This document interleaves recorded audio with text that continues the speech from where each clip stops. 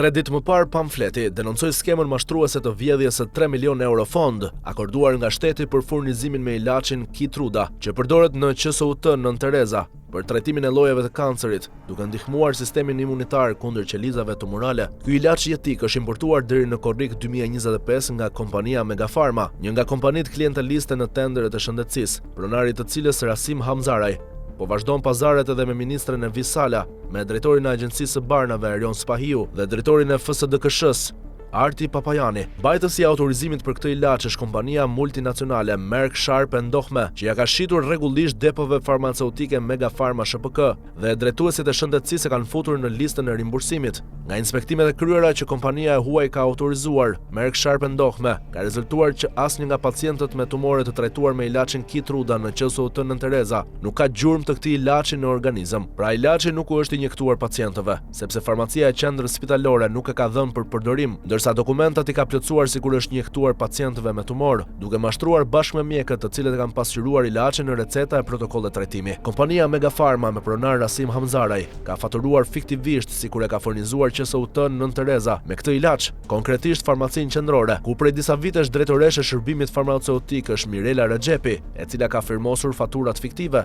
Nëpërmjet tyre dhe në bashkëpunim me drejtorin e Agjencisë së Barnave Erion Spahiu dhe drejtorin e FSDKSH-s Arti Papajani, e mjekët përkatës, është mashtruar sikur pacientët në QSUT Nën Tereza janë trajtuar me ilaçin Keytruda, duke vjedhur fondin 3 milion euro. Për të humbur gjurmët e këtij skandali ose më saktë të këtij krimi ndaj pacientëve, u inskenua krijimi i një kompanie fiktive, të quajtur Glosaris AL SHPK. Pronarin e kësaj kompanie, Mask Vjedhjesh, drejtuesit e Ministrisë së Shëndetësisë, të Agjencisë së Barnave, të FSDKSH-s, të farmacisë në QSUT Nën Tereza dhe pronari i kompanisë Megafarma e mbanin të fshehtë duke vepruar sikur nuk e njihnin. Pamfleti ka zbuluar se pronari i kompanisë Glosari AL SHPK, të cilën e përdorin si mask për të vjedhur 3 milion euro të ilaçit antitumoral Keytruda, është 67 vjeçari Branislav Martinović nga Podgorica e Malit të Zi, me lidhje të pista në tregun shqiptare rajonal të ilaçeve kontraband, të skaduara e për kontrata mashtruese, si ajo me ilaçin Keytruda në QSUT Nën Tereza. Malazezi Branislav Martinović, më 2 nëntor 2023 regjistroi në Shqipëri firmën e tij, Glosaris AL SHPK. Firma është me objekt tregtim me shumicë pajisjesh e barnash mjekësore, me kapital 100 lekë dhe adresë fillestare, ABA Business Center Tiranë, ndërsa pas një muaji e ndryshoi adresën, duke deklaruar në fushë Prez, rruga Rinasit, por prej vitit 2023 nuk ka bilanc, megjithse ka zbatuar kontrata miliona euro në shëndetësi. Kjo kompani në Shqipëri është filiali i kompanisë Glosaris CD Podgorica, në pronësi të shtetasit malazez Branislav Martinović. Kompani me probleme në tregun e ilaçeve në Malin e Zi